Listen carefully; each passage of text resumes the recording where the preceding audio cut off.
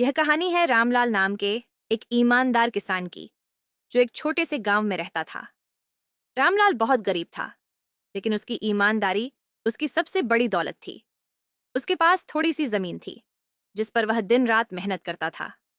उसकी पत्नी सीता और एक छोटा बेटा था, जिनके लिए वह हर दिन नई उम्मीद लेकर खेत जाता था। हर सुबह सूरज निकलने से पहले रामलाल उठ जाता। हल, बैल और बीज लेकर वह खेतों की ओर चल पड़ता। गर्मी हो या ठंड, बारिश हो या धूप, रामलाल कभी मेहनत से पीछे नहीं हटा।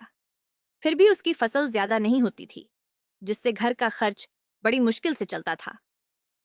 एक दिन रामलाल अपनी सब्जियां बेचने शहर जा रहा था। रास्ते में उसने देखा कि सड़क किनारे एक भारी थैला पड़ा हुआ है। उसने थैला उठाकर देखा तो उसके होश उड़ गए। थैले में सोने के सिक्के और नोट भरे हुए थे। कुछ देर के लिए वह वहीं खड़ा रह गया। उसके मन में कई ख्याल आए। अगर यह धन मेरे पास रह जाए तो मेरे बच्चों को कभी भूखा नहीं सोना पड़ेगा। लेकिन अगले ही पल उसके दिल ने जवाब दिया, यह धन मेरा नहीं है, इसे रखना गलत होगा। रामलाल ने तय कर लिया कि वह इस थैले को उसके असली मालिक तक पहुंचाएगा। वह थैला लेकर गांव की चौपाल पहुंचा और सब लोगों को इकट्ठा किया। उसने ऊंची आवाज में कहा कि उसे रास्ते में यह थैला मिला है, और जिसका भी है वह आगे आए। थोड़ी देर बाद एक अमीर सेठ वहां पहुंचा। उसकी आंखों में आंसू थे। उसने बताया कि वह शहर से लौटते समय अपना थैला खो बैठा था, और उसमें उसकी पूरी जमा पूंजी थी।